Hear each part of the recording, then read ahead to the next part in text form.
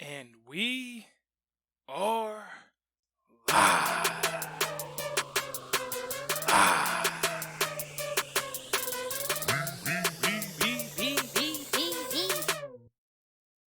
We want the gold, sucker.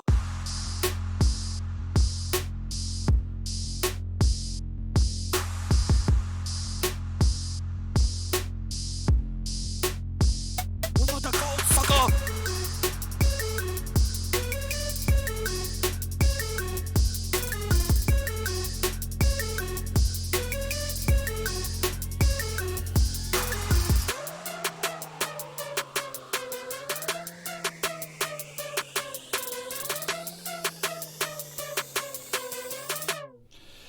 What's going on? It's your boy Sage the Mock from It's Real Wrestling Podcast. I know you guys haven't seen me in like 2 or 3 weeks, and I'm sorry about that. I've been having a lot of things going on in the back, but consistency is the key, and that's what your boy is going to be doing going forward. So you don't have to have any worries. We ain't pod fading anytime soon, but it's all good. If y'all thought we were, we're going to come back stronger than ever. Oh, man. I am so excited to be back. I hope everyone had a great 4th of July weekend for those here in the statesides. And if there was any holidays that were not here in the States, I hope you guys enjoyed those as well. Be sure you guys check us out at Real WrestleCast on Twitter. It's Real Wrestling Podcast, all spelled out on the gram, as well as on YouTube. Just search for It's Real Wrestling Podcast will show up, or IRWP Sage, and it'll show up there. We are live right now on Twitch, on Mixer, on YouTube, and on Periscope. So make sure you hit that chat button, because we're going to be showing some love all night long to those that are here joining us live. Want to start off by saying, first off, want to apologize. I did have a scheduled guest that we've been trying to get on for the past couple of weeks, but unfortunately, I was not able to make the show. He is currently doing a. I don't want to spoil it too much, but he's currently doing a charity event. We're preparing for a charity event coming up, but hopefully we'll get him on maybe in the next couple of weeks or so, because he has some great insights, because he was a former professional wrestler. So it's I'm really excited to finally be able to get somebody like that on the show again. It's been way too long since I've had a guest like that, or since we've had a guest like that, and we've got to make sure we show some consistency. So with that being said, guys, we got a crazy week. We've got an AEW pay-per-view. We've got a WWE pay-per-view. We've got a One Championship pay-per-view coming up tomorrow night, or tomorrow morning here in the States. So it's kind of like everywhere going on right now. I can't cover everything, but I'm going to do my best to do it. If you're joining us live, please be sure to chime in. Want to do something a little bit different. I'm going to go ahead and start with AEW, since this is actually going to be my very first time to fully review AEW's pay-per-view card. I didn't have an opportunity to do it on the last event, the Fyter Fest, and Fyter Fest was actually my first actual AEW pay-per-view that I fully watched from beginning to end. Pretty much every face, for the exception of like the big four on there, was completely new to me. So what I would like to do is, as I'm going through the card for AEW's Fight for the Fallen, I want to take those individual people that are participating and kind of give you my opinion on how I saw them at Fyter Fest, and how I feel like that's going to translate going forward. So forgive me if you guys know everyone that's at AEW. To me, this is my first stint outside of WWE, like truly outside of WWE, since the early and mid days of TNA, which was really my go-to at the height of their greatness. So with that being said, AEW's pay-per-view is this Friday. It's the Fight for the Fallen pay-per-view, which it goes to support the veterans and troops, the military. It's it's basically a charitable event. I believe, if I'm not mistaken, the pay-per-view, just like the Fighter Fest, is going to be free and available on Bleacher Report Live app. I have to say, after using that app to watch the last pay-per-view, I was thoroughly impressed on the streaming capabilities of BR Live. I've never had an opportunity to actually to use that, and had an opportunity to actually go through some other events as well, which was pretty cool too. So hopefully I'll be providing some more insights on other promotions and things that that I've seen, to kind of broaden my horizons from that aspect of it. So, but just wanted to, yeah, Bleacher Report, good job on that streaming service. So, so let's go ahead and get into the card. So where are we gonna start? Where are we gonna start? All right, so we have it looks like a 6-man tag match with Joey Janela, Jimmy Havoc, Darby Allin versus Sean Spears, MJF, Sammy G. For I don't know what the buy-in is specifically, but I want to go ahead and just, like I said, take a quick step back. Joey Janela at the Fighter Festival had his pay-per-view, his match with Jon Moxley. It's the very first time that I've actually seen Joey Janela actually compete. So he does remind me, according to his background, he does remind me a lot of the ECW type of wrestlers, which I am all for, having wrestlers, different types of wrestlers. The cruiserweights versus the heavyweights versus the hardcore. I like that aspect of it. And his match with Jon Moxley was amazing. Bumps that he was taking was pretty awesome. I'm definitely looking forward to seeing what he does. I'm hoping that he doesn't get typecasted just into this hardcore kind of role. I'm hoping that we will, over the years, see some growth in his particular character. But from what I've seen, really pretty solid guy. Jimmy Havoc, I'm very familiar with Jimmy Havoc. I'm definitely a fan of him, and I believe it's his sister. I've seen a couple of her matches on the indie scene, and she's pretty awesome too. So Darby Allin. Now Darby Allin really surprised me. I had knew nothing about him. When I heard that he was booked with Cody, I was like, yo, this is gonna be a legit squash match. Who is this Darby Allin guy? And I got to give it up to both of them. They did a real good job at Fighter Fest, telling a story. Darby Allin came with a body basket, or not a body basket, but one of those bags that you put bodies in at crime scenes, and it had Cody, and basically showing his record that it would be his first loss. Darby Allin is kind of I wouldn't want to put him in a cruiserweight type of role, but he, the bumps that this dude takes and the storytelling that this guy does is completely amazing. This dude is going to be a future mid-card champ for sure. If he stays healthy. He did some sick back I don't know, a backdrop outside of the ring onto the side of the apron, which I thought was just crazy killer. But really impressed with Darby Allin, and hope, I really hope for good things from that cat. Sean Spears, Sean Spears is a known name. Outside of that, Ty Dillinger, I'm definitely excited that he's in AEW. That chair shot he gave to Cody at Fyter Fest was pretty insane, pretty sick. I was kind of going back and forth with my buddy that I was trying to have here on the podcast about that chair shot, because the angle that I had saw it from, it kind of looked like it wasn't really.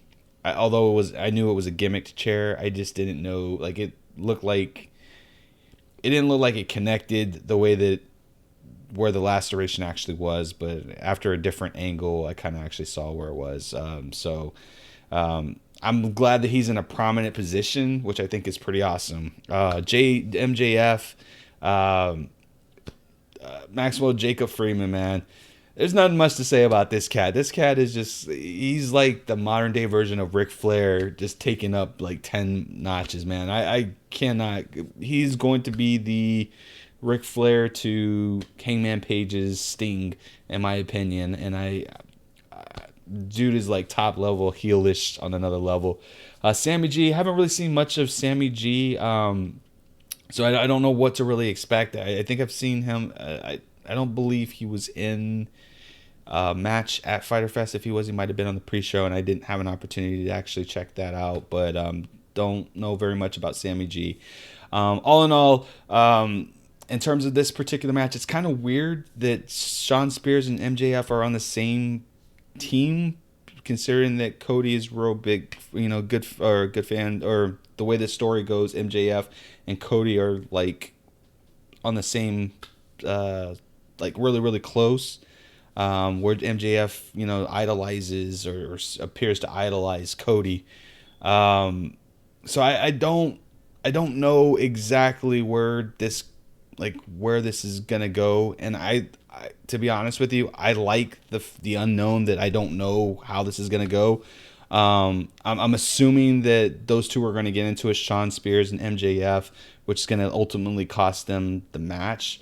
So I think that Joey Janela, Jimmy Havoc, and Darby are going to end up going because the other team is not really all on the same page. It does give an opportunity for Sammy G to kind of elevate him in the sense that he puts on a good match against like a 1-on-3 against the other team. But all in all, I think that if this is truly a 6-man tag, I think Joey Janela, Jimmy Havoc, and Darby Allin are going to walk away with the W on this one here.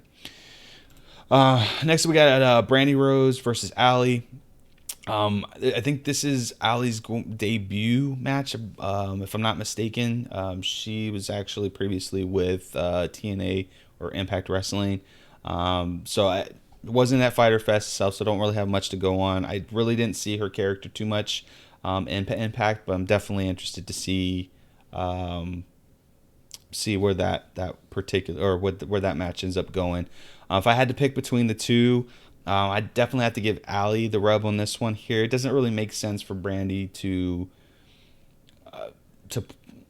she can take the L is pretty much what I'm saying. So next up on the card, we got Hangman Page versus Kip Sabian. I also think this is Kip Sabian's premiere match or first match on an actual AEW pay-per-view. So that's pretty exciting. I haven't seen any of his work going in, so I don't know what to expect from that perspective. Hangman Page, first time I've ever seen Hangman Page in the ring was at Fyter Fest.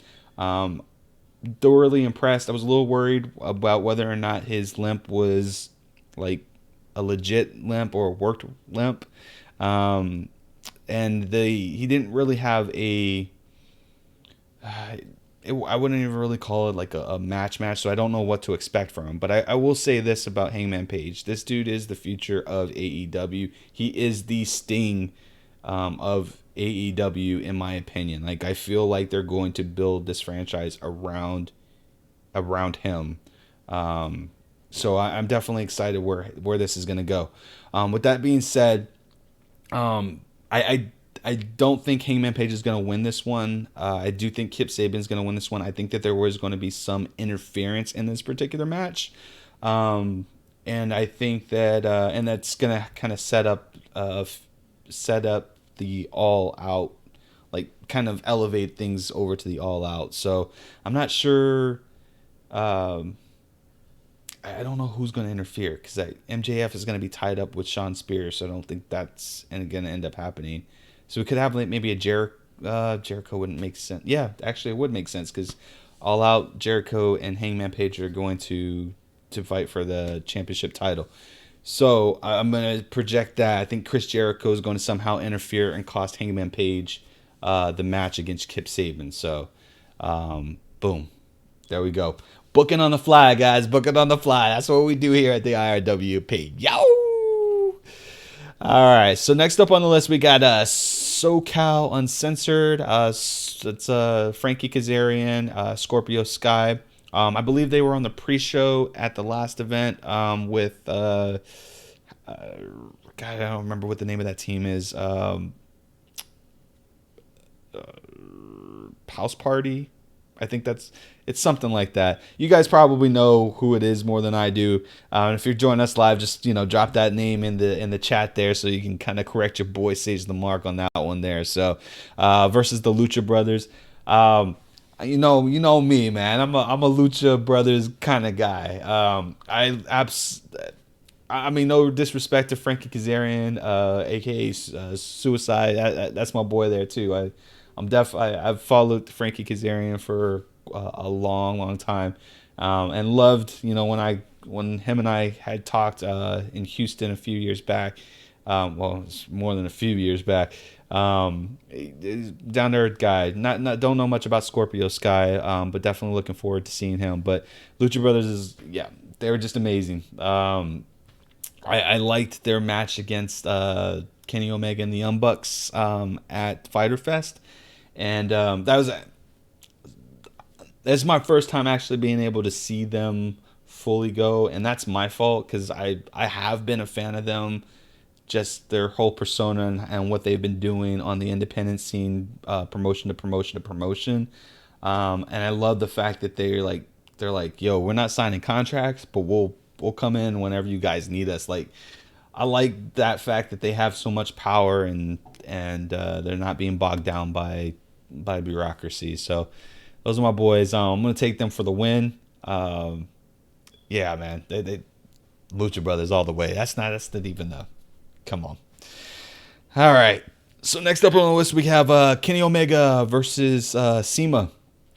I saw CIMA at Fyter Fest. Trying to remember who CIMA fought at Fyter Fest, and it is escaping me. But I remember him wrestling. It was a really, really good match. I did enjoy a very physical match. And I want to say he lost. I want to say he fought Hangman Page. I think it was Hangman Page he fought, but I could be completely wrong. I don't do this with the script, so yeah, but CIMA's I like CIMA. I believe he's from the OWE, which is the China company that is like subcontracting talent to AEW. I can't see Kenny Omega losing this one here. I mean, I guess I could see Jon Moxley getting involved. And I don't even think Jon Moxley is on this card at all. Yeah, you know what? Y'all are going to hate me for this. I'm going to take CIMA to win this one. I think that Jon Moxley will make an appearance during this particular match here to kind of set things up for a future event. Yeah, so I'm going to take CIMA. Oh, my goodness.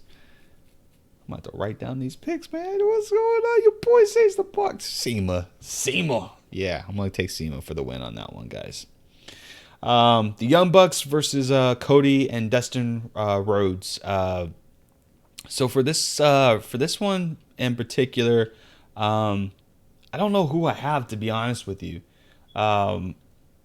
This one's kind of tough. I'm very familiar with the Young Bucks in the TNA days and their independent work. And I will always apologize for how hard I used to be on them. And I'm glad that they are where they are right now. Like, it's nothing but, and I will say this, like, it's a great feeling. It's a great feeling when you have so many people who are against you, and you don't let that negativity. And I wouldn't say negativity, because for me it was more of criticism and critique at that juncture in time. But it's a good feeling to be able to take that type of criticism that I know that they were hearing from everyone, and not letting it get in the way of what their dream was, and building this empire, strictly just being on the indie scene. I think it's a testament to their character, their drive, their determination, and they're humble guys. Like every interaction that I've heard with them and fans has been nothing but positive things. And yeah, so just I wanted to throw that out there. And then Cody and Dustin Rhodes.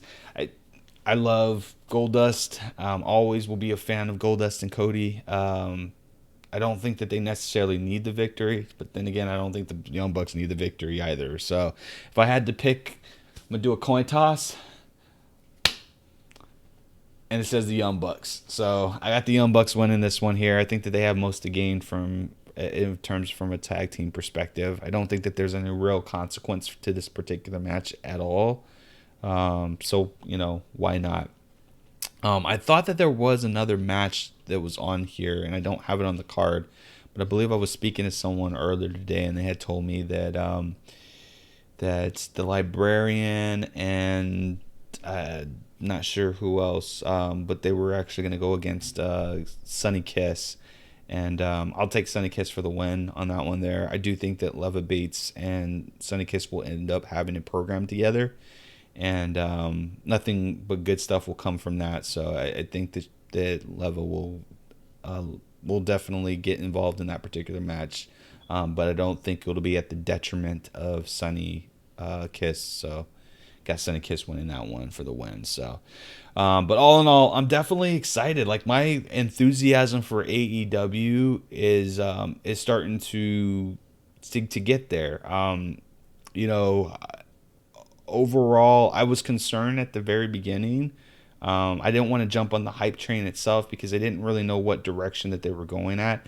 During their press conference, they were like, we're not going to be the killers to WWE. And although in the back of my head, I was like, yeah, you're going to end up having to compete regardless if that was what your intention was or not. You're going to have to compete. But you're going to have to make sure that and this is me thinking out loud, you're going to have to make sure that you do something that separates yourself from the rest of the pack. You don't want to be just noise. You want to be something that's completely different. And I think they have it. They have got the potential, the talent's there. The only critique that I really have is just the commentary. And it's not a bad thing. Like the commentary is not terrible, but it's just not where it needs to be long term. So I'm hoping that they work out the kinks between now and when they ink their deal, their TV deal with Time Warner, TNT. Sorry. I'm definitely hoping that between that they will eventually get there, but who knows? So, but let me know what you guys think. I'm definitely interested to see what you guys think about this AEW, and has it gotten to your has it piqued your interest? Are you on board with AEW? I don't want this to be like a fanboy kind of thing, interactions, because that's not what I'm about here. That's not what our brand IRWP is about here. But want to know what you honestly think about the direction of where AEW is right now and where they're going to go, what you've seen so far, and how you like it.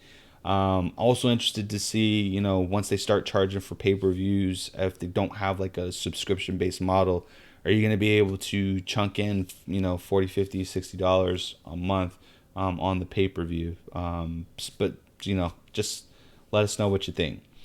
So with that, let's get into some WWE. I need to get some drops to segment between each section, because I'm gonna get it. I'm gonna get it. So I promise you guys, I'm gonna get it. So Raw this week, not bad. I know I didn't cover Raw last week because we were out for the 4th of July. Last week's Raw was definitely a palate cleanser in terms of where it has been in the previous week. More emphasis on what made SmackDown great was incorporated into Raw, which I do like. This week on Raw, there were some great segments that I did enjoy. But I'd be lying and remiss if there wasn't something that was bothering me about the format of Raw. And no, it's not the 3 hours. 3 hours never really bothered me, especially because I watch things on Hulu. But on occasions I do watch it live, and there's some things that just really, really bother me as of late that they've implemented. And if you probably have guessed it already, but it's definitely that this commercial structure, commercial break. So basically appeasing the matches so that all the matches show up on TV and not going into the commercial break. I commend them on doing something different or trying to do something different, but at this point it's becoming a distraction. Like it really is. Almost every single match that was subjected to this commercial break format, just it got me to the point where, like, guys, I don't want to watch it. Like, opening match was Becky mixed tag match, intergender match between Selena Vega and Cien Almas versus Becky and Seth Rollins. And it was supposed to be an elimination match, which I'm thinking to myself, like, yeah, man, that's a good idea. Like, I like that idea. That's an elimination tag team match. Like, this is going to be great. This is going to be awesome. And then I was thinking to myself, well, you know, WWE isn't at the point where they're going to let the men attack the women and the women to attack the men. So how's this going to work if, like, Seth Rollins eliminates Baron Corbin or vice versa? Like how exactly is this going to work? I don't know. But we found out pretty quickly because Becky did tap out Zelina Vega, and Zelina Vega left, but Becky was still on the apron acting as though she was going to get tagged out when Seth and Baron were going at it, and Seth was, getting beaten down by Baron Corbin. So I was like, yo, this is dumb. Like, you have her on basically as a cheerleader on the apron, and when Zelina Vega took the tap out, they stopped the match, went to commercial break, came back, and then started Seth versus Corbin. So I don't like that. Like, if this is gonna be the long-term play for Raw, like, you can't do this for every single match. Like, it's just it's really is a distraction. And that elimination match didn't make a lick of sense. Now, I do want to at the aftermath of that particular match, I liked the fact that Becky attacked Baron Corbin. I don't like the fact that Baron Corbin didn't sell the shots at all, or the shock factor. It was like, his reaction was more like, oh, you weren't supposed to do that. Why are you doing that? Like, I'm not gonna bow down to those particular hits. The least that he could have done is at least sold some damage itself, but he just no-sold the whole thing. And I'm surprised, listening to other podcasters, like, that nobody picked up on that particular instance itself. Like, nobody picked up on the fact that Becky attacked Baron Corbin, gave him more than, like, she reached and gave him some elbows. She threw the bows at him, and nothing. Like, I get he's a big dude, and she's not gonna knock him out, but at least, I mean, that's what wrestling is about. Like, react to it instead of just no-selling it. But I will say that Lacey Evans was on point, man. That woman's right, I absolutely loved. Like, it was a picture-perfect woman's right. And she hit her for real. Like, I love that. She hit her for real. And say what you will, about Lacey, like, she's growing on me. And I'm not ashamed to say it. Like, she's growing on me. She's dedicated to the craft.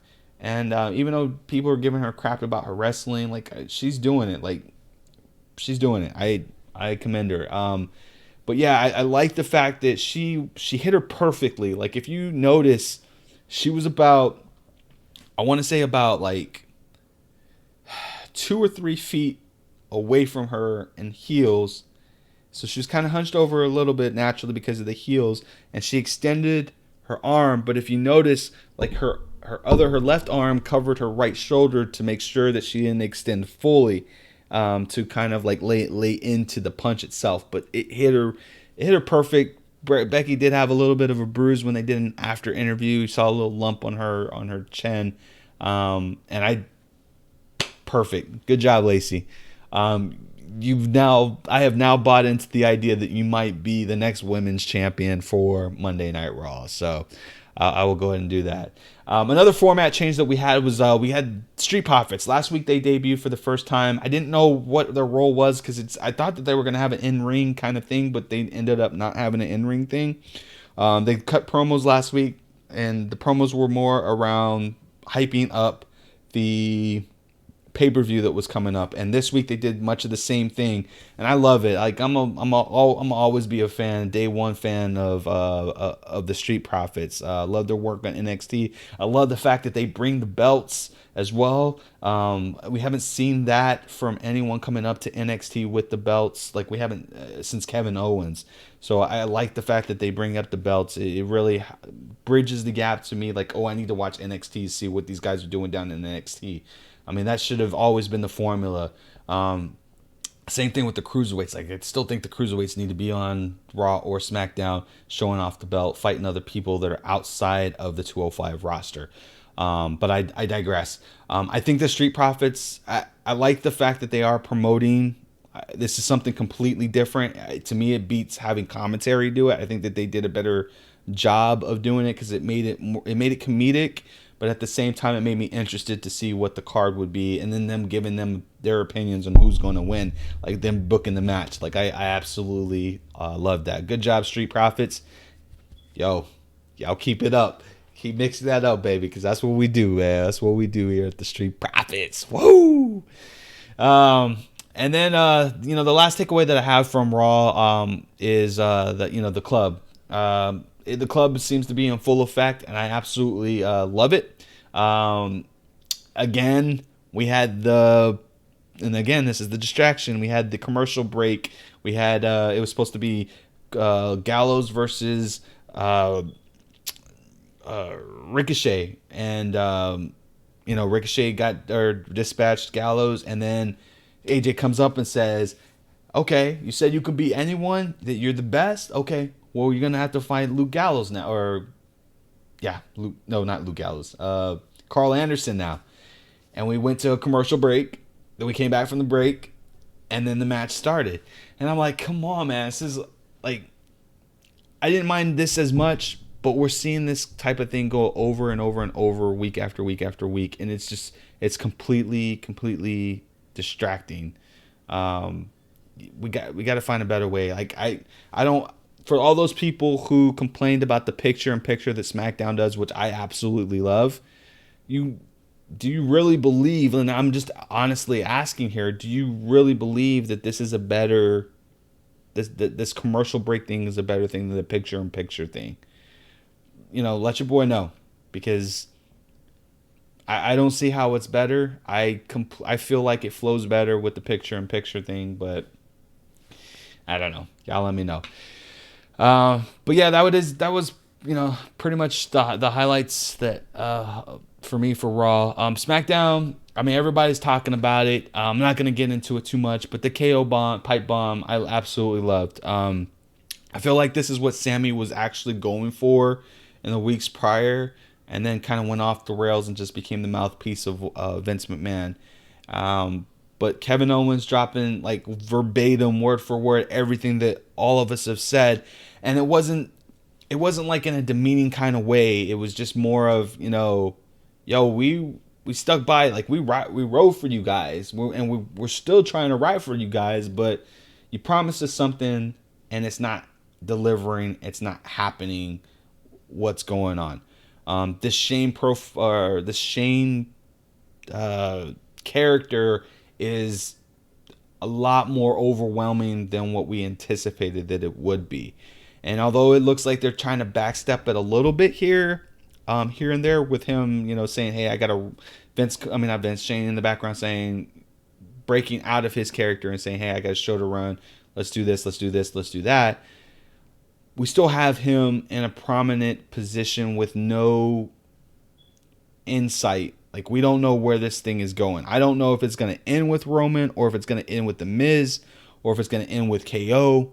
Like, we don't we don't know what's going on with this one here. And I will repeat this, as I said last year, I do honestly believe that this is Shane's last run in the WWE. I think that after WrestleMania, we won't have Shane any longer, and I think that that's why we're getting such an oversaturation of Shane. Um, I like heel Shane. I just like I hate to say this. I would rather see Asuka more. I would rather see Nakamura more. And whether it's on both brands or not, like I would want to see them more. Kairi Sane, I would want to see her more.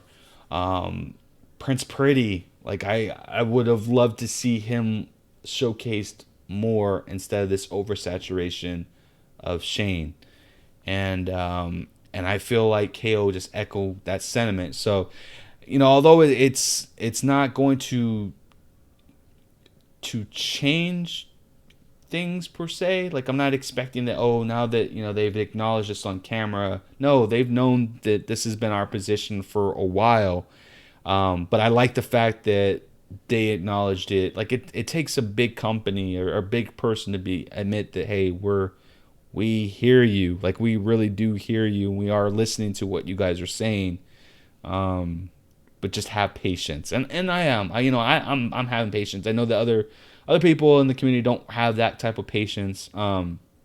And they diss the product like completely from beginning to end, which to me, I'm thinking to myself, like, why are you even watching it if like you're so that negative, and then throw in the punch the OAW is going to do things better kind of thing. But I'm hoping things are going like it. Look, like these last 2 weeks have been great. And I don't try to see it as one being better than the other anymore. And I'm not trying to compare one being better than the weeks prior. I'm trying to take it as if I was watching like The Flash, for instance. There are episodes of The Flash where I completely just like disengage, like when they do the repeat episodes and just the callbacks and the flashbacks and stuff like that. Where I'm like, I just want to get to the story. I want to see what Reverse Flash is doing, what he's scheming up to. Like I get that from the programming aspect of it, but we'll see where it goes. Well, if it's got to change by SummerSlam. We've got only one more pay-per-view to go. It's got to change by then. So, Aleister Black cuts a promo. They've been touting all during SmackDown that, hey, Aleister's going to finally find out who's knocked at his door. And I loved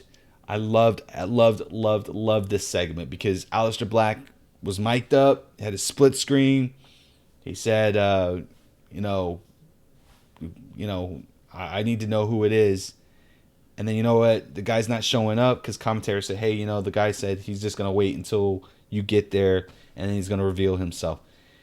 And then Aleister Black was like, you know what? It doesn't matter because when I get there, I'm going to just beat the hell out of you. And and then like he stopped because somebody comes into the frame and walks around the chair, which I thought was amazing. Like whoever's doing that writing and that attention to details, that was amazing.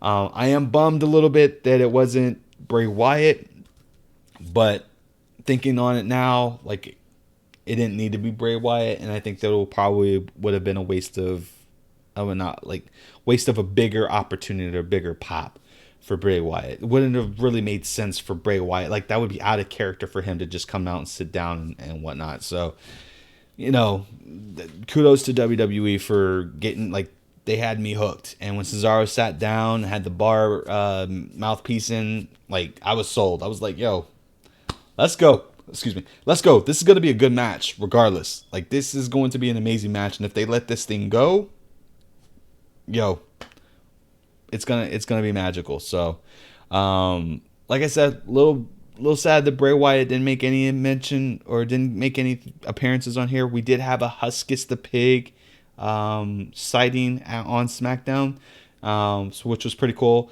I wish he would have popped up, but I guess you can't have the same thing over and over again. He was just basically sitting on top of one of the crates in the back. which, that was cool. Huskus the pig all the way. So, but yeah, overall, great SmackDown. Excellent SmackDown. Raw was great. Definitely looking forward to this pay-per-view. So, without further ado, I say that we get into the pay-per-view, the predictions for the 2019 Extreme Rules. I need a drop. Yo, y'all help us out. Help us out here at the IRWP. Let us know what kind of drops we need in between these segments, especially on the prediction shows. And we'll see about getting it. Again, hit us up at Real WrestleCast on Twitter. It's Real Wrestling Podcast, all spelled out on the gram. And if you're watching this on Mixer and Twitch, make sure that you go over to our YouTube channel, subscribe. We're trying to get to 1,000 subscribers by the end of the year. That is our goal. We can't do it without you. So with that being said, let's get into the Extreme Rules. Likely to be on the pre-show Cruiserweight Championship between Drew Gulak and Tony Nese. And I don't know, I was hearing, and I feel bad because I'm a fan of both of these guys. And I haven't been watching 205 Live, so I don't know what's going on. I heard that there is a gimmick to this particular match here in terms of like how many high-flying moves you can do or something like that. I don't know if I was just dreaming that or not. But in any event, I think that Drew is way too, like, Drew Gulak should be holding this belt till Mania, because that's how good he is. And yeah, Drew Gulak all the way. Let's go. Next match that's probably going to be on the card. This needs to be on the main card. So let me see if there's a match that's probably going to be on the pre-show. And yeah, so I think the Raw Tag Team titles are going to be on the pre-show. So we got the Revival versus the Usos. You know what? No, SmackDown titles will be on the pre-show. No, you got DB. DB can't be on the pre-show. Can't put DB on the pre-show. Raw Tag Team titles are going to be on the pre-show. So we got the Revival, the champions, versus the Usos. And not much to this match here. Not really. My enthusiasm level for this particular match is going to probably be a 3 out of 5. Maybe a 2 out of 5. I think it's going to be a 2 out of 5. I'll have the Revival win on this one here. I don't think they're going to give up the titles, but this one might end in some type of DQ finish, and I think the culmination of the Raw Tag Team titles will be at SummerSlam. So I'm surprised. Yeah, so I'll say that for another day. I'm thinking about it right now, and with them not having, like, the brand split's not a thing anymore. I'm trying to figure out whether or not the tag team titles will ever be consolidated. But with them being on 2 competing networks, I think that I think it makes sense to still have separate titles to make it important for that particular show. The only problem I have to that is that we're seeing both of these titles on both of the shows, or at least we're seeing the SmackDown titles on both of the shows. And I don't know if that's just to kind of prepare people who just watch Raw to go to SmackDown and when Fox comes around, but I don't know. I digress. Still got the Revival winning that one. So SmackDown tag team titles: Daniel Bryan and Rowan versus the New Day and Heavy Machinery. Now I think this is going to be the heater match for the main card. Like anything that involved with Daniel Bryan and Otis from Heavy Machinery is just going to be gold. You couple that with a New Day, that's just going to be completely amazing.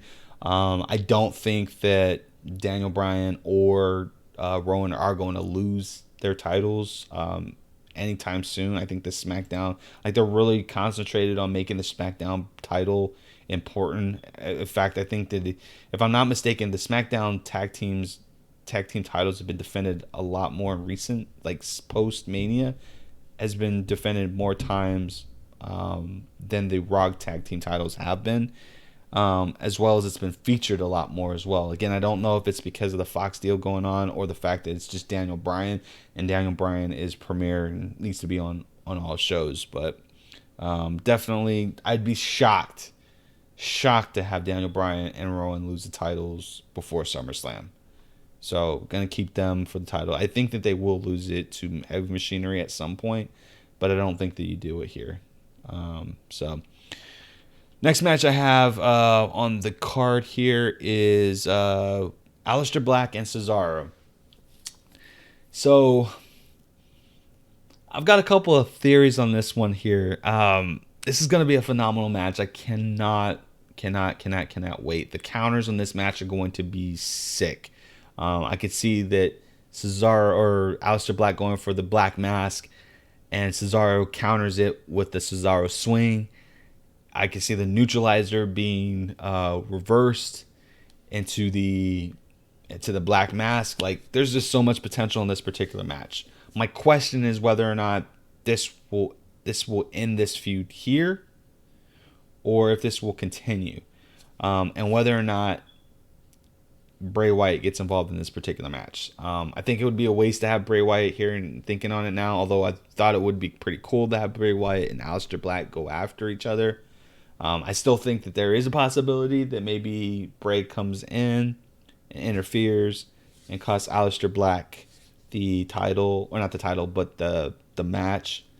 But I think that this is going to be Aleister's gimmick, is called having people come to him, which is something that's completely different. So got Aleister Black winning this one here. No Bray Wyatt sighting on this one, I don't think, at least not on this particular match here. So next card on the roster is going to be the SmackDown Women's Championship. It's going to be a 2-on-1 handicap match. Bayley and Bayley and Nikki Cross. Third time's a charm here, guys. Bayley versus Alexa and Nikki Cross, a 2-on-1 handicap match. Man, I know I haven't covered this this particular feud yet, but I might as well just dive into it. I'm actually liking this feud.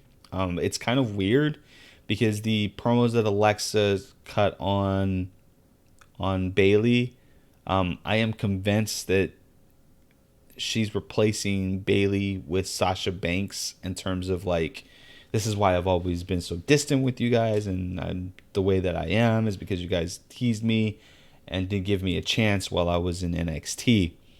And I don't want to speculate, and I love Sasha. I can see Sasha being like that. Like, I wouldn't be surprised if Sasha did those things.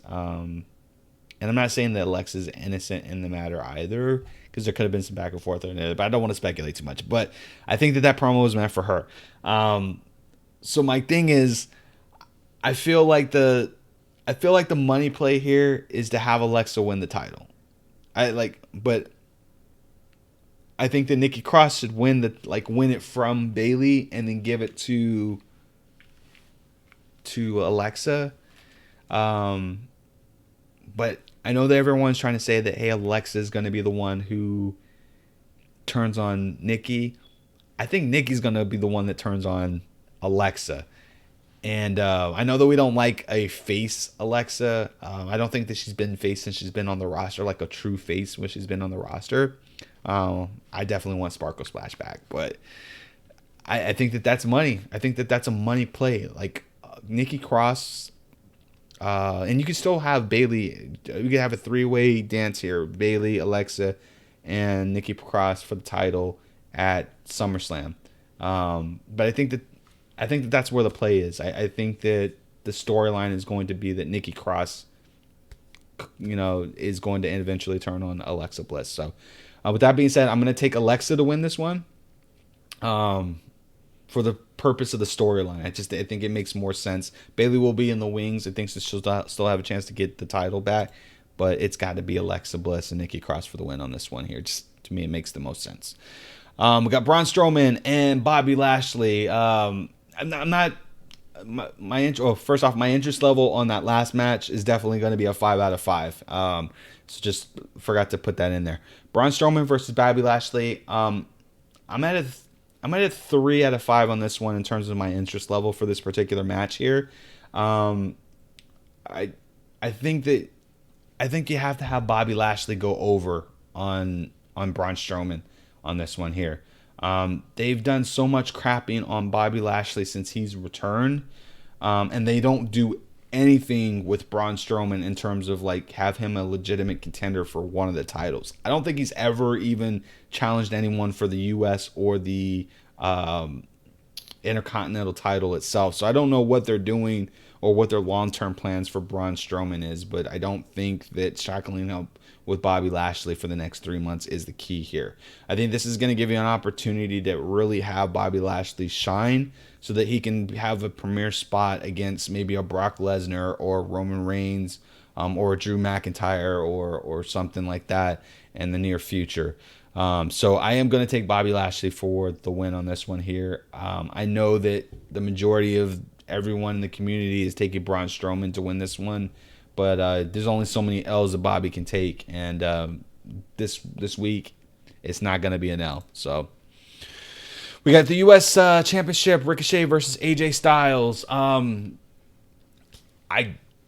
This one's tough.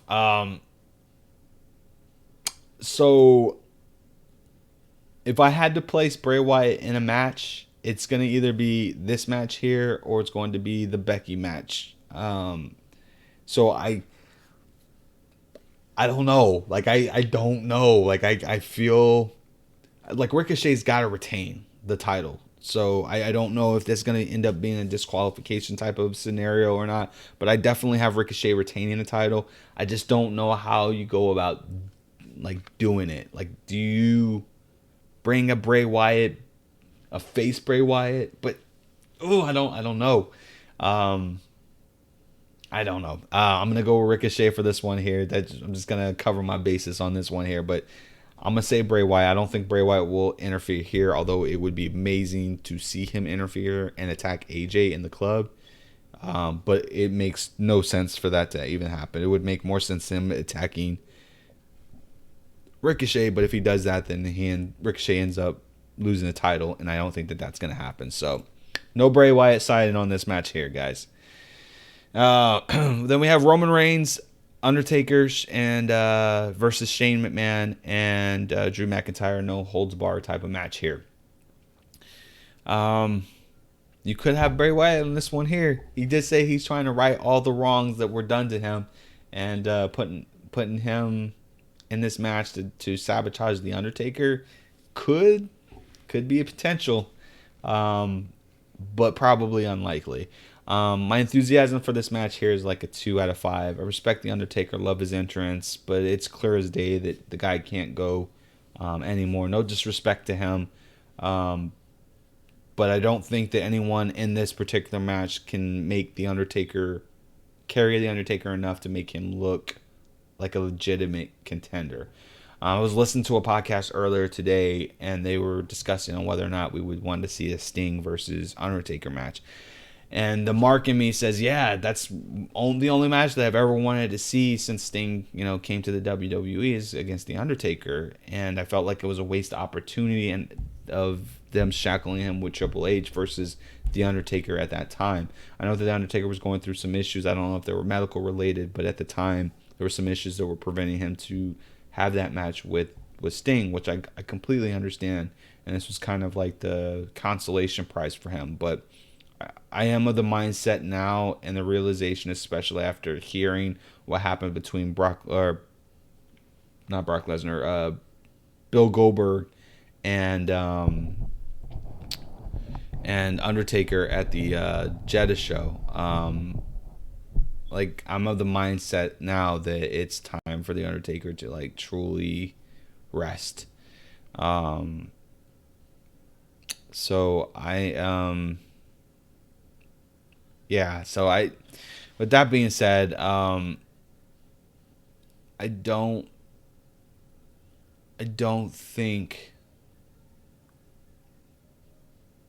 think Roman Reigns and The Undertaker are going to win this one here. I think the Shane McMahon and Drew McIntyre are going to end up inking out the victory on this one here. The Shane McMahon and Drew McIntyre storyline will have to end at SummerSlam, but I don't think that you do it here unless KO ends up getting involved in this particular match. But I think that that's a bit too predictable I think that that's what people are. You know what? You know what? You know what? Now I'm thinking about it. No, I think that that's what the foil is. I think that that's what they want us to do. Um, I think that Shane will probably get taken out by KO, but I think overall Drew McIntyre is gonna end up willing his way to a victory on this one. That boy can't take any more losses either. So Shane McMahon versus Drew McIntyre, I think is gonna win. Spent way too much time on that particular match, guys. Sorry about that. So the next match that we have here is Kofi Kingston and Samoa Joe. So for this particular match here, I'm worried because I really think that Brock Lesnar is going to cash in on Kofi Kingston. I think that that's how he ultimately is going to win the title or lose the title. I don't think Samoa Joe is going to win the WWE title. The signs say yes, he's primed for doing it because he just lost the United States title, and although that makes like logical sense for them to do that, I think that I can't see it happening. Yeah, I don't see it happening.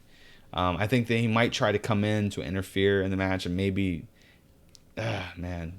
And every time I say, I'm thinking like, yeah, but everything you're trying to say, every time you're trying to book this thing here, it sounds like you're priming it up for a Samoa Joe victory. No, I'm gonna stay with my boy Kofi. I ride or die Kofi until SummerSlam. So he's not losing. He's not losing this match. Not at this pay-per-view here. So no title changes there. My enthusiasm for this particular match here is probably going to be a 4 out of 5. I enjoy the work that Kofi does immensely, and I absolutely love Joe's work as well. Neither of them have really bad matches. So yeah, I foresee this is actually going to be a pretty good match. Where the placement on this match is going to be another sign. I don't know where they're going to place it. I'm hoping it's going to be somewhere towards the middle of the card, but we'll see about that. And then last but not least, we have the winner take all match. And say what you want about Extreme Rules. To me, I think this is an Extreme Rule. It might not be like a brutality kind of thing, but this is definitely a mental aspect of it. There's going to be a lot of false finishes and a lot of close calls when Baron Corbin and Lacey Evans are taking advantage of Becky and Seth Rollins. But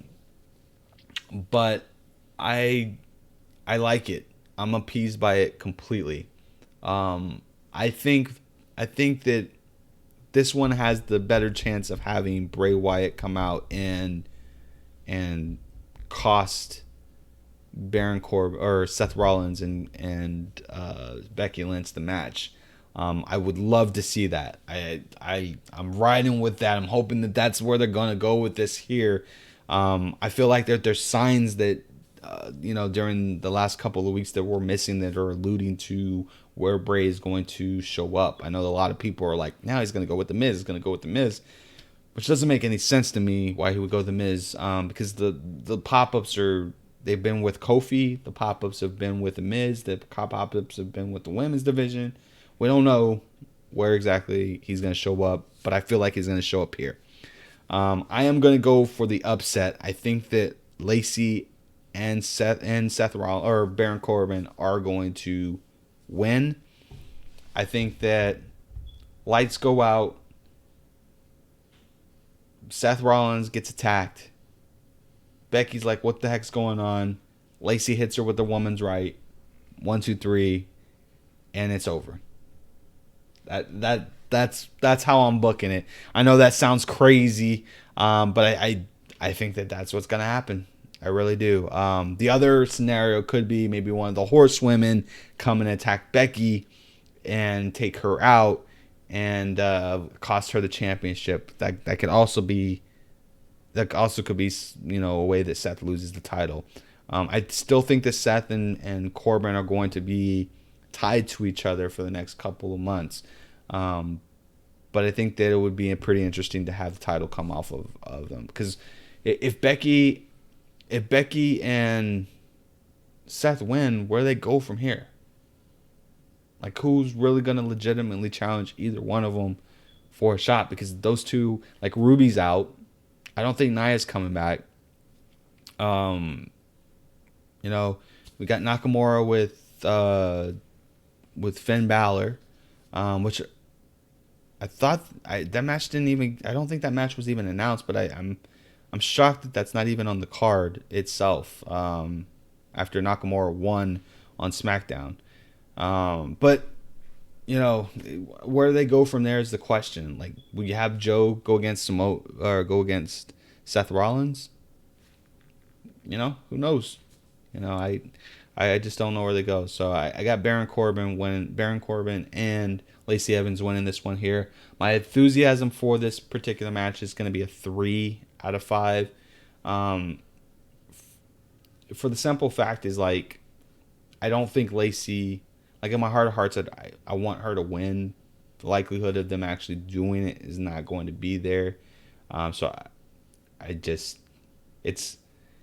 can't see where they go from here, and that's part of my issue with this particular storyline as well. So, and that could be a good thing. Who knows? That could be a good thing. So, but that's my predictions, guys, for Extreme Rules. And that's wrestling this week, to be honest with you. But let me know what your thoughts are. Let us know what your thoughts are in terms of your predictions for the show. You know, comment on this video and let us know what you think. Or on Instagram or on Twitter. Let us know. You can always support the show at patreon.com/IRWP.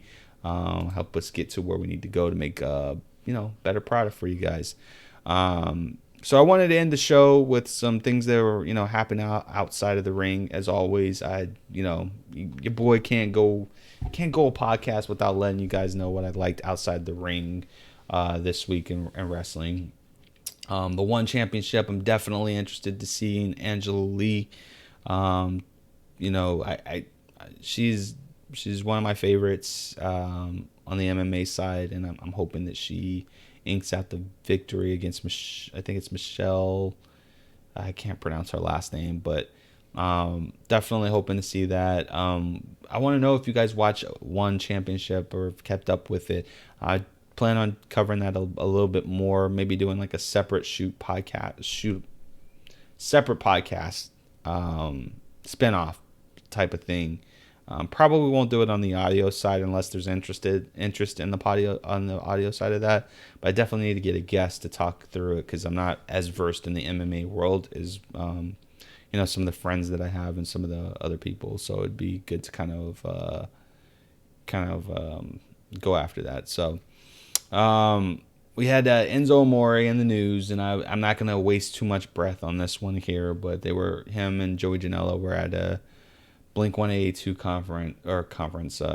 concert, and they were staging like they were going to fight each other and stuff like that. And I'm so over Enzo, to be honest with you. Like, I just, for me, this is really a non-start. Like, don't try to get yourself into trouble, dude. Like, I get you trying to garner attention for your brand and stuff, but, the more that you go this controversy route, in my opinion, the less marketable you are. If your ultimate goal is to get into some type of promotion, I think that you're presenting yourself more as a liability, especially if you do something that's unsanctioned like that, is to, if the cops didn't know who exactly you were, they probably would have arrested both of you guys for civil disobedience or civil unrest. So yeah, that's all I want to say about that. Then the Bagel Boss. If you've noticed, the title of the show is Napoleon, and your boy's gonna get in a little licks in this one pretty here. So if you don't know, there's a video that's going viral right now of this. I I say the word gentleman very loosely here, but there's this gentleman who is under the height of 5'1", who goes into this bagel shop, and the video is kind of suspect to me. It seems like maybe the video was put on after the altercation had already started. I don't think that it was like altered or cut or anything like that. I just think that it was kind of put on,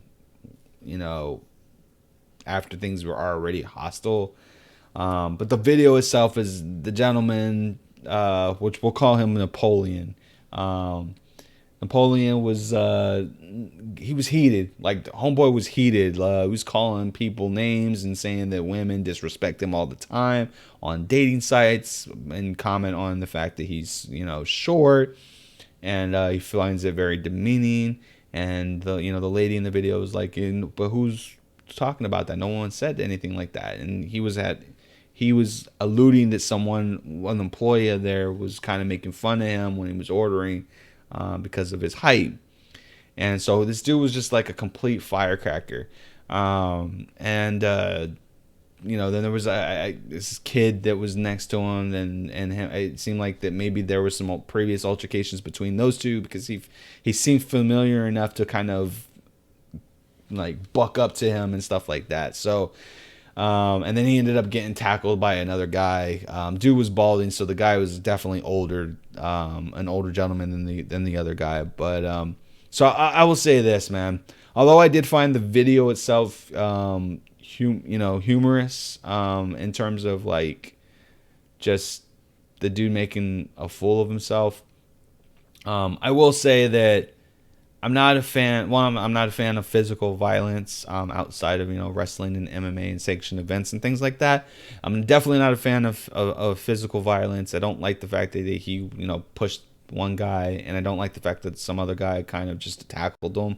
To me, that I consider that to be assault, and that other guy should be arrested for doing that. My opinion, but I will say this, man.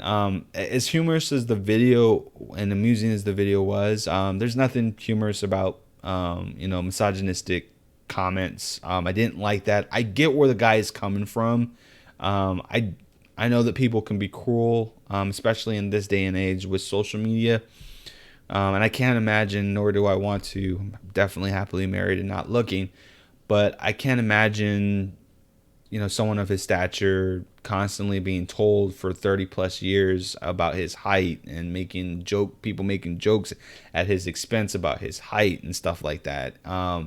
So I can understand why this guy has a chip on his shoulder. And I know that there's other videos outside of this. There's one like with 7-Eleven that he has, and that one's kind of equally offensive. And then that one, like, I understand again why he was upset. The dude asked him about his height when he was trying to purchase a donut and coffee, which to me, like, that's like inappropriate unless you're like completely familiar with the guy, like you guys are like on that kind of speaking terms. You really shouldn't be commenting on things like that. It's just it's rude. It really is. So we gotta do better, guys. Like, we seriously gotta do better. Like, you can, like I said, laugh at the video all you want.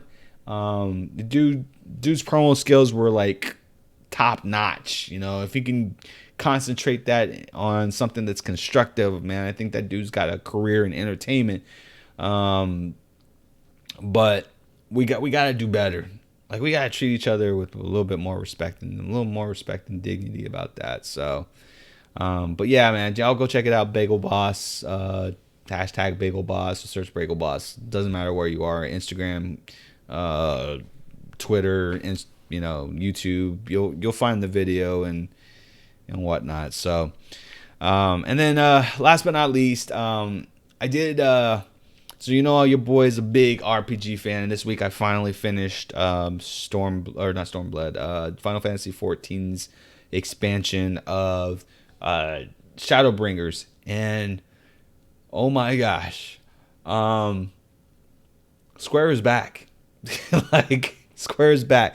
I didn't think that they were going to like fully and I'm not going to spoil anything here. I'm going to do a full video review on this one here, but I'm marking out right now because this is the reason why I love RPGs so much, is because when it's done correctly, it's like wrestling. Like, you do this, you take the story, you make a compelling story, you fall in love with it. You take a piece of that and you kind of it lasts forever. It's kind of like when Sephiroth, came out and plunged his longsword into Aerith for the first time. Like, that just really resonated with a lot of people. And this storyline was completely that. I loved, the fact that they made this so much into a single player MMO, single player RPG within an MMO.